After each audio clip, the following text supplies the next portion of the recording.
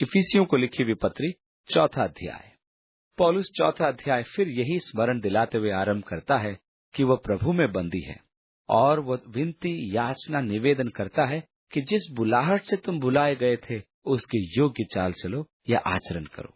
अब ध्यान दें कि पौलुस यहाँ पहली बार कहता है कि वह आपको परमेश्वर के प्रति उत्तरदायी ठहराना चाहता है।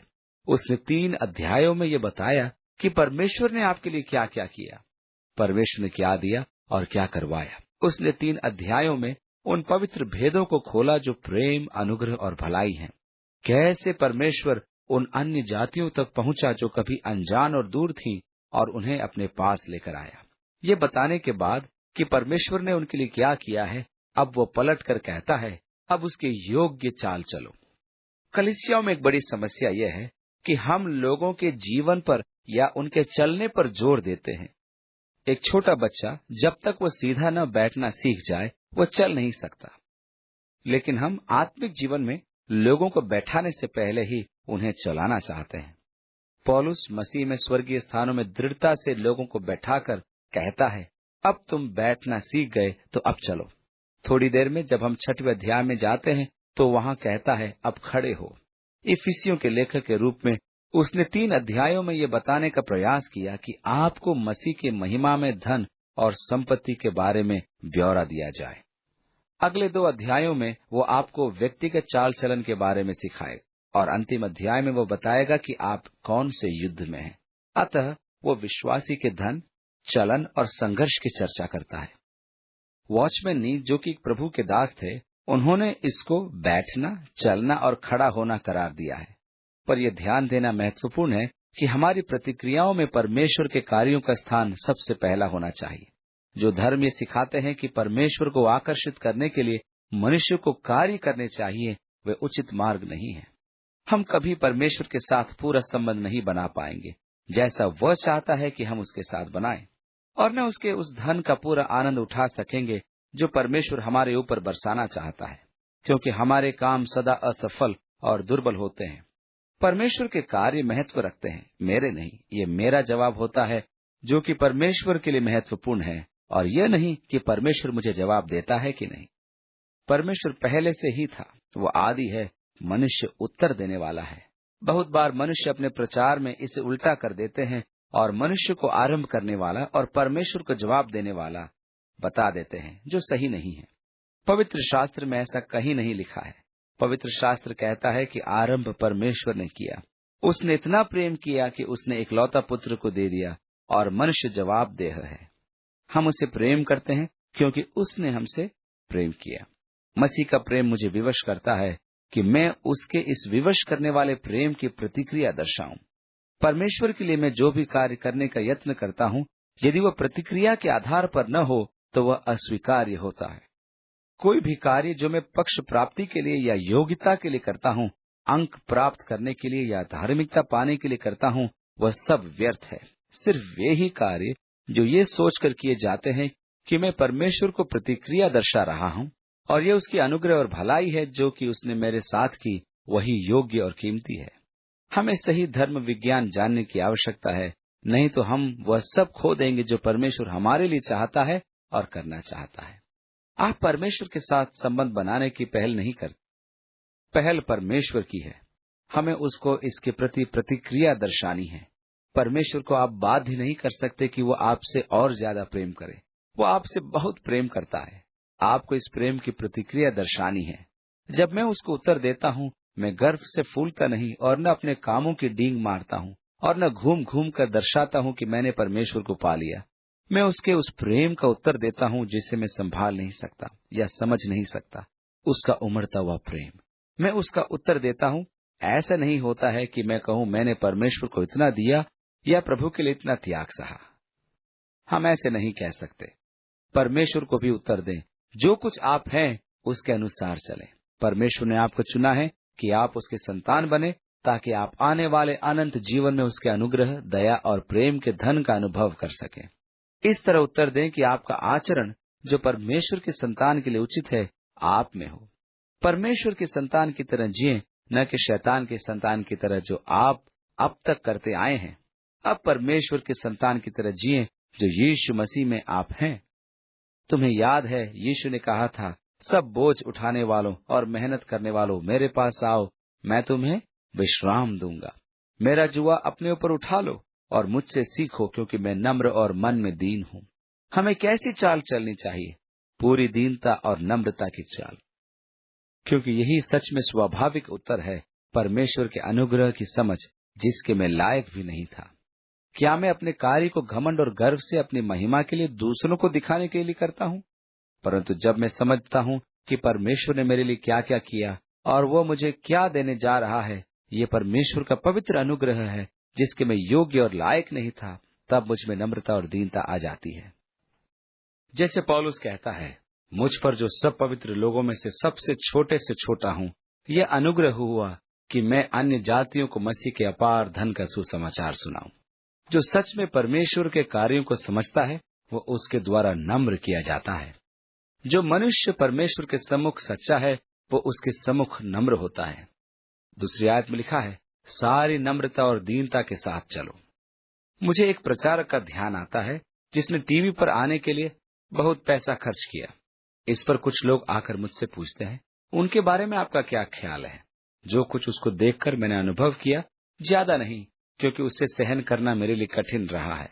यदि मुझे परमेश्वर से आज्ञा प्राप्त है कि परमेश्वर की संतान होने के कारण दीनता और नम्रता से चलूं और प्यार में चलूं, तो ये विशेषताएं मुझ में दिखाई देनी चाहिए। इसलिए उसकी पूरी सेवकाई पर सवाल उठता है। मुझे पूरी नम्रता और दीनता में चलना है, आत्मा की संगति और शांति में चलना है और सहनशील होना है कि एक दूसरे को धीरज प्रेम में होकर सहन कर सकूं। कैसा महिमामय आचरण! एकता की आत्मा को शांति के बंधन का लक्ष्य लेकर। मुझे अधिकारियों को बुरा भला नहीं कहना है कि वे मेरी सी चाल चलें। उन समस्याओं की आलोचना नहीं करनी है जिनके उद्देश्य मेरे अनुरूप नहीं। मुझे तो एकता की आत्मा को शांति के बंधन में बांध कर रखना है। मुझे मसीह की देह में एकता की आत्मा की खोज शांति से करनी है। मेरे लिए तो यह अत्यंत दुख की बात है कि मनुष्य ने मसीह की देह को तोड़ रखा है और मोटी मोटी दीवारें खड़ी कर रखी हैं कि हम ही सच्चे समुदाय हैं और अन्य सब झूठे और पथ भ्रष्ट है। ये बाधाएं और दीवारें मनुष्य की बनाई हुई हैं।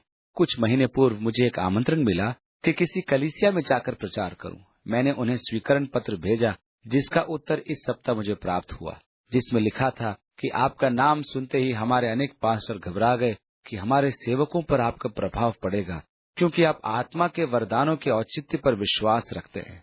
इस प्रकार वे हमसे अलग हो जाएंगे, इसलिए हमारा निर्णय है कि आप न आए। एक ही देह है, एक ही आत्मा है।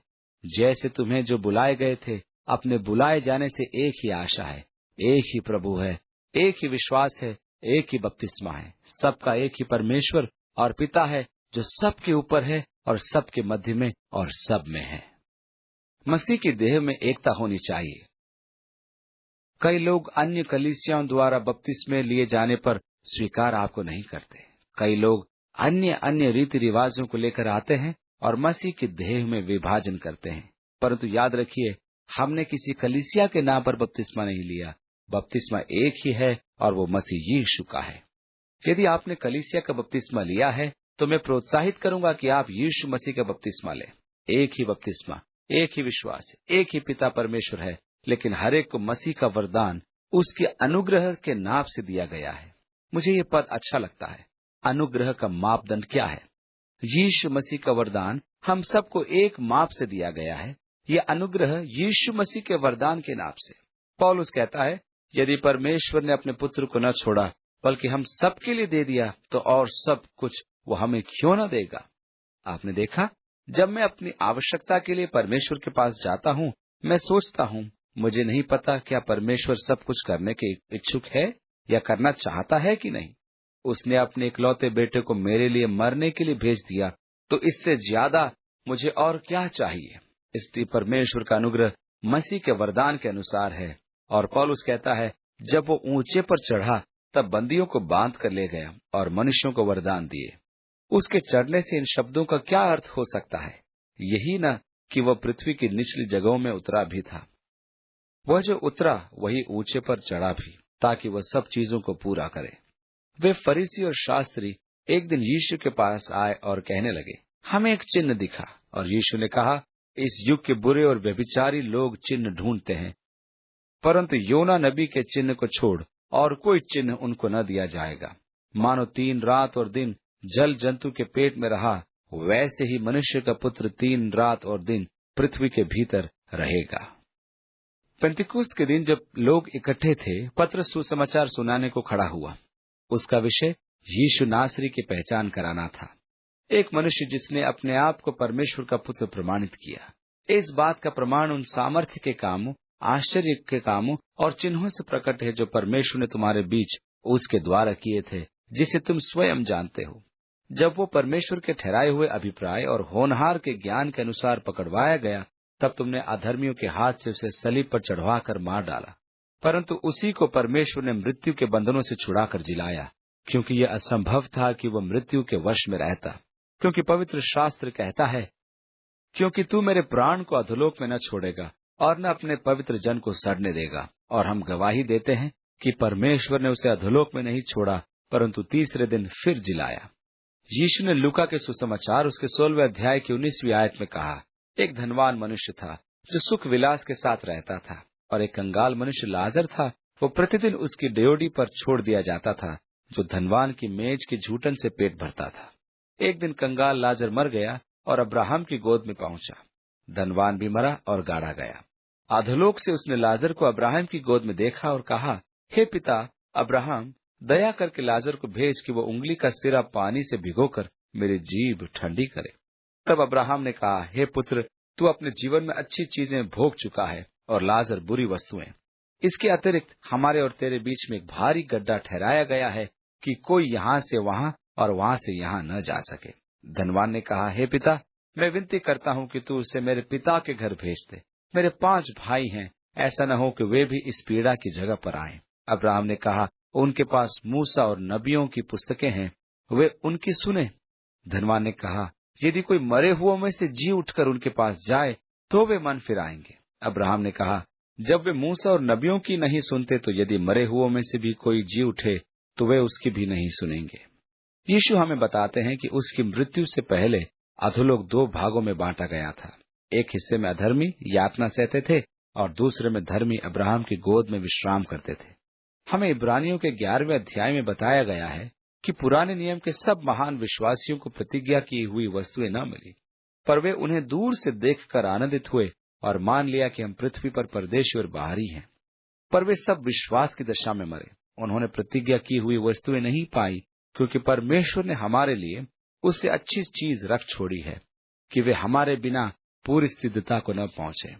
प्रभु यशायाह के 61वें अध्याय में कहता है कि खेदित मन के लोगों को शांति दूं, कि बंधुओं के लिए स्वतंत्रता का और कैदियों के लिए छुटकारे का प्रचार करूं। इसलिए डाकू ने क्रूस पर से कहा था, प्रभु जब तो अपने राज्य में आए तो मेरी सुधि लेना। यीशु ने कहा, आज ही तू मेरे साथ स्वर्गलोक में होगा। जब यीशु मरा, उसकी आत्मा अधोलोक के उस हिस्से में गई जहां इब्राहिम उन लोगों को तसल्ली देता था जो विश्वास में मरे। वे लोग सब विश्वास में मरे, लेकिन स्वर्ग में नहीं गए, क्योंकि बैल और बकरों के लहू से पापों का छुटकारा असंभव है। जो कुछ उन्होंने किया वो यीशु मसीह के बलिदान का पूर्वाभास था, जिसके द्वारा पापों से छुटकारा पाकर स्वर्ग को उनको जाना था। इसलिए यीशु ने उन आत्माओं को जो कैद में थी सुसमाचार सुनाया, और तीसरे दिन जब वो जीवित हो गया, उसने कैदियों को उनकी कैद से छुड़ाया। उसने कैदियों के लिए कैद का दरवाजा खोल दिया और उसने उन्हें कैद से आजाद कराया, और कब्रें खुल गईं और सोए हुए अनेक पवित्र लोगों के मृत शरीर जी उठे। और यीशु के जी उठने के बाद वे कब्रों में से निकलकर पवित्र नगर में गए और बहुतों को दिखाई दिए। यही जो ऊंचे पर चढ़ा, इससे पहले वह पृथ्वी के नीचे उतरा, ताकि उनके लिए द्वार खोले जो कैद में थे, जो विश्वास के साथ मसीह की प्रतीक्षा कर रहे थे, उनको वह अपनी महिमा में ले जाए। उसने मनुष्यों को वरदान दिए, कुछ को प्रेरित, कुछ को नबी, कुछ को सुसमाचार सुनाने वाले, कुछ को कलीसिया के चरवाहे और कुछ को उपदेशक नियुक्त किया। तब कलीसिया का क्या उद्देश्य है? क्या उद्देश्य है उन मनुष्यों का जिन्हें परमेश्वर ने वरदान दिए हैं?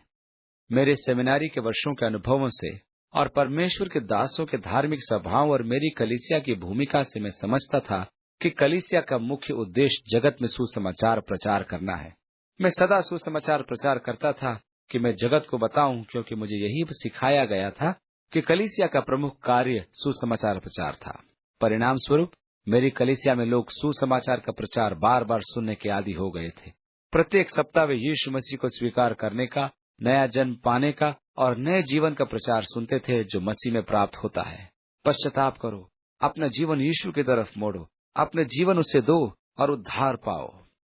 कई बार मैं प्रभावशाली प्रचार किया करता था जो प्रभु मेरे दिल में डालता था। मेरे कहने का अर्थ यह है कि उस सुसमाचार से मेरे हृदय में आग लग जाती थी, क्योंकि वह बहुत गतिशील और शक्तिशाली हुआ करती थी कि कठोर हृदय वाले पापी तक को बदल दे।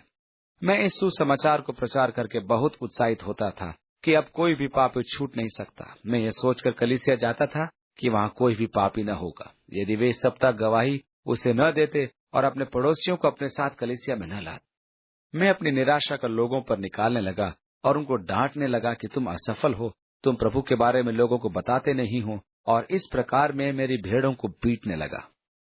यीशु ने पतरस से कहा था, क्या तुम मुझसे प्रेम करते हो?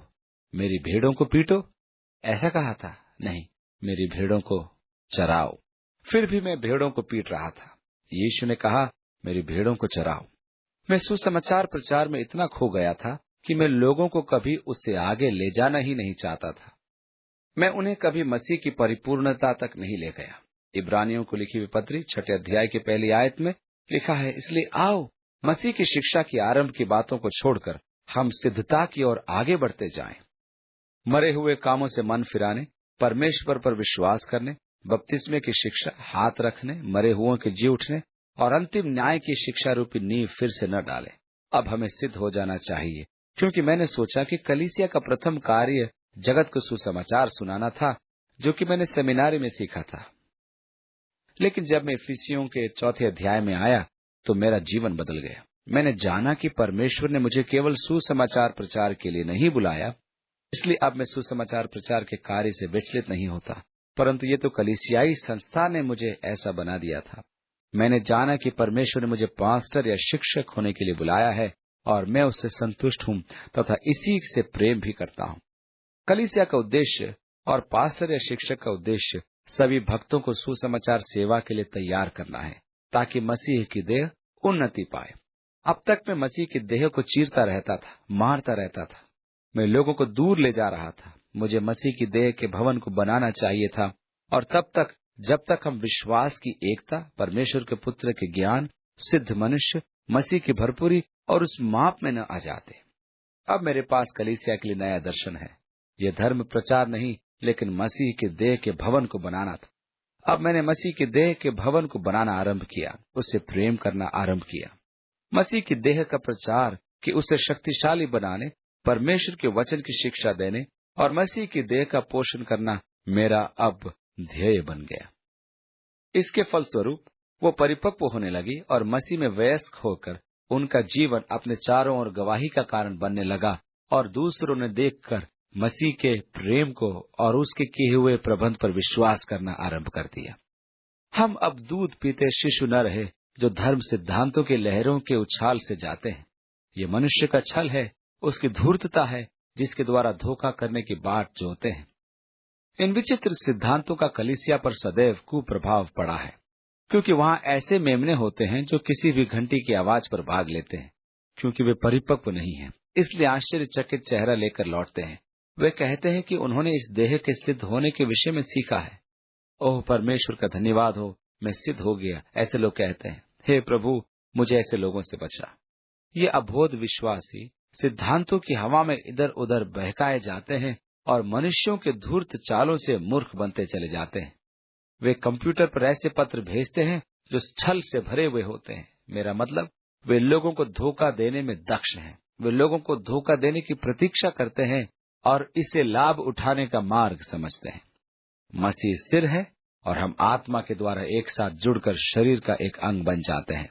मसीह का सुंदर बदन एक साथ काम करता है, जो आत्मा की एकता की भरपूरी में होता है। लेकिन आज हम मसीह के देह को देखते हैं जो एकता में नहीं है। संसार को इससे कोई मतलब नहीं कि आप क्या जानते हैं या क्या आपके पास है। हमें एकता और प्रेम में आना होगा, ताकि कलीसिया संसार के लिए प्रेम में होकर एक गवाह बने। इसलिए मैं कहता हूँ और प्रभु में गवाही देता हूँ, अब से तुम अन्य जातियों के समान न चलो। सबसे पहले हमें बताया गया कि परमेश्वर के संतान की तरह चलो, अन्य जातियों के समान नहीं, और ये शब्द मूर्ति पूजकों के लिए प्रयोग किया गया है। वे अपने मन के मिथ्याभिमान में चलते हैं, क्योंकि उनकी अपनी समझ पर अंधकार छाया हुआ है। वे अपने अज्ञानता के कारण परमेश्वर से दूर हैं, और अपने मन की दृष्टिहीनता के कारण उनका मन अंधा है, इसलिए वे अज्ञानी हैं। वे आत्मिक जीवन को नहीं जानते जो उनके लिए उपलब्ध है। वे भावनाओं को पार कर चुके हैं। वे कामुकता के दास बन चुके हैं कि सब गंदे काम लालसा से किया करें। इसका एकमात्र कारण लालच है। आज संसार की संस्था का मूल क्या है? लालसा। समस्त सामाजिक बुराइयां लालसा पर केंद्रित होती हैं।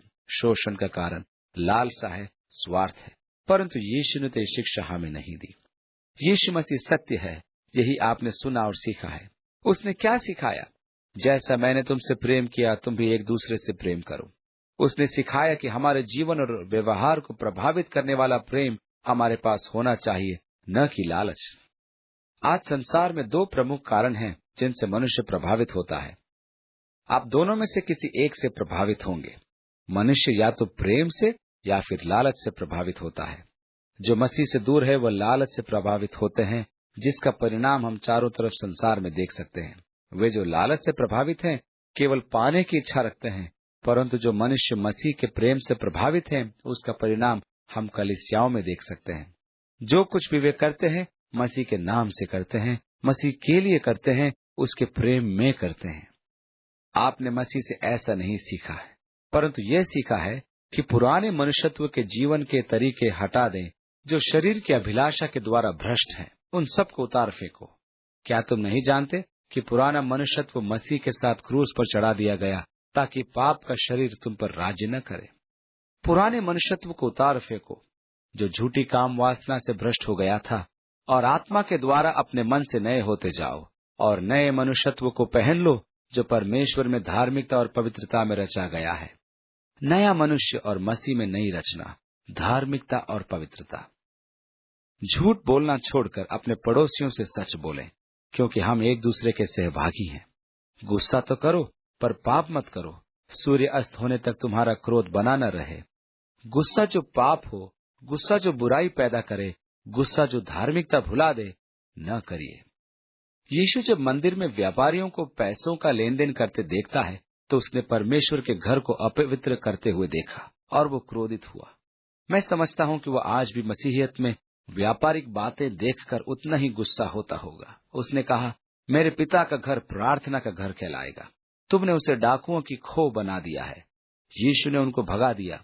दोबारा जब वह सब्त के दिन मंदिर में आया, वहाँ एक आदमी था जिसका हाथ सूखा था, और फरीसी इस ताक में थे कि देखें वह क्या करता है। उसने उस आदमी से कहा, खड़ा हो। और उसने उन फरीसियों को क्रोध से देखा, क्योंकि वे अपने भव्य धर्म ज्ञान के कारण उसको परमेश्वर के अनुग्रह से वंचित रखना चाहते थे। वे उस दिन उसको चंगाई से रोकना चाहते थे, इसलिए यीशु क्रोधित हुआ। उसने क्रोध इसलिए किया था कि मनुष्य अपनी रीतियों से परमेश्वर के कार्यों को रोकते हैं। यह क्रोध है, पाप नहीं। क्रोध तो करो पर पाप मत करो। सूर्यास्त होने से पहले तुम्हारा क्रोध जाता रहे। रोष रखकर रात में सोने मत जाओ। शाम के घंटे आपको नष्ट करने के लिए उपयुक्त होते हैं। सूर्यास्त होने तक तुम्हारा प्रकोप बना न रहे, और न शैतान को स्थान दो, या शैतान के कामों को अपने जीवन में स्थान मत दो। बहुत बार हम उसे जगह देते हैं। हम कहते हैं मुझे हक है। हम उसे लाकर बैठाते हैं। हम कहते हैं मुझे ऐसा करने का अधिकार है। लेकिन पौलुस याद दिलाता है, उसको जगह मत दो। कोई चोरी ना करे, पर अपने हाथों से मेहनत करे, ताकि जिसको आवश्यकता है उसकी सहायता कर सके। दूसरे शब्दों में, यह काम करने की प्रेरणा है, परंतु इसलिए नहीं कि हम अपनी आवश्यकताओं की पूर्ति करें, परंतु इसलिए कि मैं आवश्यकताओं में दूसरों की मदद कर सकूं। तुम्हारे मुंह से कोई बुरी बात न निकले, परंतु वही जो आत्मा की उन्नति के लिए लाभप्रद है, ताकि सुनने वालों में अनुग्रह का प्रचार हो। यही है जो हमें हृदय में रखना चाहिए। विश्वासियों में भी अभद्र व्यंग होता है जो ठीक नहीं होता। गंदे वार्तालाप, अश्लील व्यंग और बुरी चीजें इत्यादि। आपके मुंह से कोई भ्रष्ट वार्तालाप न निकले, परंतु वह जिसके कारण उन्नति हो, न कि किसी को तोड़ दे या बर्बाद कर दे। और अब 30वीं आयत में, परमेश्वर के पवित्र आत्मा को शोकित मत करो, जिसके द्वारा तुम पर छुटकारे के दिन के लिए छाप दी गई है। उसने हम पर पवित्र आत्मा के द्वारा मोहर लगाई है, और ये हमारी मीरास का बयाना तब तक है जब तक हमारे उद्धार की प्रक्रिया पूरी नहीं हो जाती। इसलिए पवित्र आत्मा को शोकित मत करो। मैं पवित्र आत्मा को कैसे शोकित करता हूँ? जब मेरे मुंह से गंदी बातें निकलती है, क्योंकि वह पवित्र और शुद्ध है। जब मैं किसी से गुस्से से बात करता हूँ, जब मैं दूसरों को नीचा दिखाने के लिए मेहनत करता हूँ, मैं पवित्र आत्मा को शोकित करता हूँ। यह पवित्र आत्मा का कार्य नहीं है। उसका कार्य दूसरों को प्रोत्साहित करने का है। परमेश्वर की पवित्र आत्मा को, जिसके द्वारा तुम छुटकारे के दिन के लिए मोहर किए गए हो, शोकित न करो। सब प्रकार की कड़वाहट, प्रकोप, क्रोध, कलह, निंदा, सब बैर भाव आदि तुमसे दूर किए जाएं। जैसे परमेश्वर ने यीशु मसीह के द्वारा तुम्हें क्षमा किया है, तुम एक दूसरे के साथ दया का भाव रखो, नम्र हृदय और बिना बैर भाव के एक दूसरे को क्षमा करो। परंतु किस नाप से? जैसे परमेश्वर ने मसीह के कारण तुम्हें क्षमा किया। याद करो, मसीह ने क्षमा करने का पाठ पढ़ाया था। एक मनुष्य था, उसका नौकर 60 लाख रुपए उधार रखता था। उसने उसे बुलाया और कहा, जो कुछ तुम उधार रखते हो मुझे लौटा दो। उसने कहा, प्रभु, मैं अभी तुम्हें नहीं लौटा सकता, मुझे कुछ और समय दे दो। यह मनुष्य बाहर गया और अपने साथी नौकर को पकड़ा, जो उसके 60,000 उधार रखता था। उसने उसे गर्दन से पकड़ा और कहा, जो कुछ तू मेरा धरता है लौटा दे। उसने कहा, क्षमा चाहता हूँ, मैं अभी नहीं लौटा सकता, मुझे कुछ और समय दे। उसने कहा, बिल्कुल नहीं, तुम्हें समय दिया गया था और तुमने इसको चुकाया नहीं। प्रभु ने उसके 60 लाख रुपए क्षमा किए थे, उसको वो भूल गया और 60,000 के लिए अपने एक भाई को उसने जेलखाने में डलवा दिया। ये ठीक नहीं है। तुम्हें क्षमा करना चाहिए जैसा मसीह ने तुम्हें क्षमा किया है। नम्र हृदय अर्थात एक दूसरे को क्षमा करना, जैसे परमेश्वर ने मसीह में हमें क्षमा किया है। यह पहला सुसमाचार था जो मेरी माँ ने बचपन में मुझे सिखाया था। जब मैं 2 वर्ष का था, तब मेरे मन में यही बोया गया था, एक दूसरे पर दया करो, नम्र हृदय और क्षमा करने वाले बनो। जब हमारी लड़की 3 वर्ष की थी, उसमें जिद करने की आदत थी, जबकि मैं उसे फटकारना नहीं चाहता था, लेकिन उन दिनों में वह इतना दबाव डालती थी कि कोई और रास्ता नहीं रह जाता था। मैं उसे लाता और बिठाता और उससे कहता, ठीक है, तो तुम यहीं बैठी रहो। आप जानते हैं वचन क्या कहता है? बच्चों, प्रभु में अपने माता पिता के आज्ञाकारी बनो, क्योंकि यह उचित है। उसने तुरंत कहा, वचन क्या कहता है मैं जानती हूँ। मैंने कहा, क्या कहता है? एक दूसरे के प्रति दया रखो, नम्र हृदय, एक दूसरे को क्षमा करो। उसकी ये बात सुनकर मैंने उसको छोड़ दिया, परंतु उसको बोला, ये आखिरी बार ऐसा होना चाहिए। बड़े होशियार होते हैं छोटे बच्चे। इस सप्ताह कौन सा पद लोगों की आत्मा तुम में कार्य करे, यही वो पद है। एक दूसरे पर दया रखो, नम्र हृदय, एक दूसरे को क्षमा करो, जैसे परमेश्वर ने मसीह के खातिर तुम्हें क्षमा किया है। पिता, हम तेरे वचन के लिए धन्यवाद करते हैं। हमारी सहायता करके हम परमेश्वर के पुत्र के समान कार्य करें, ताकि हम पुराने मनुष्यत्व को उतार दें, उसके अभिलाषाओं और लगाव सहित, ताकि हम नए मनुष्यत्व को पहन लें। यीशु मसीह के नाम से, आमीन।